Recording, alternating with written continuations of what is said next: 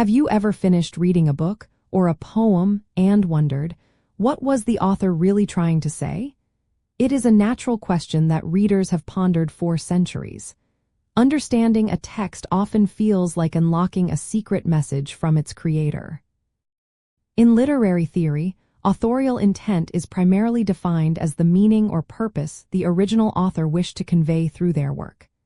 This concept explores whether a text's true interpretation resides solely within the author's conscious design, or if it can exist independently. It is about discerning the author's original message, theme, or artistic goal. Historically, interpreting a text often meant seeking out the author's explicit intentions, perhaps through letters, diaries, or other statements.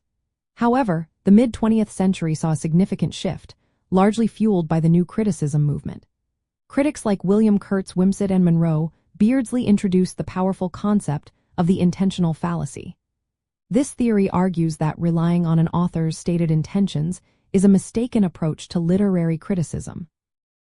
They believed a work of literature should stand on its own, independent of external biographical details or what the author said they meant. The meaning, they argued, resides entirely within the text itself, its words, its structure, and its internal coherence. This perspective emphasizes textual autonomy, suggesting that once a work is published, it takes on a life of its own, separate from its creator's mind. For these theorists, the author's intention is either unknowable or irrelevant, and the critic's job is to analyze the words on the page without external bias. Later, post-structuralist theories further complicated this, often suggesting that meaning is not fixed at all, but rather constantly deferred or even created by the reader. Thinkers like Roland Barthes famously declared the death of the author, asserting that the reader, not the writer, is the primary source of meaning. This rich theoretical debate highlights the complexity of determining a definitive meaning for any literary work. So, what does this mean for us as readers and analysts?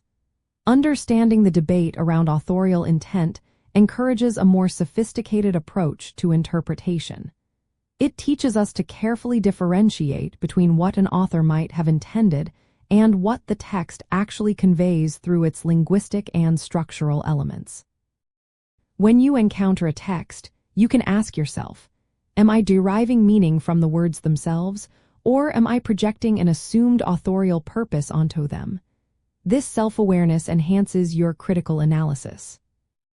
This theoretical journey introduces us to hermeneutics, the philosophy of interpretation, which grapples with how we understand any form of communication.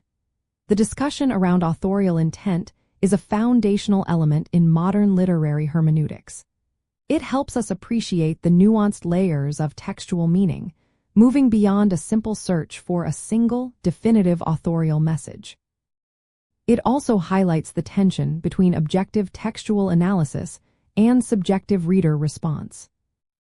Ultimately, grappling with authorial intent provides a deeper appreciation for the intricate relationship between a creator, their creation, and the audience.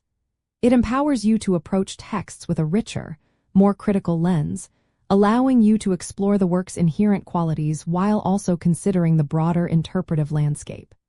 This nuanced understanding is key to becoming a truly insightful literary analyst.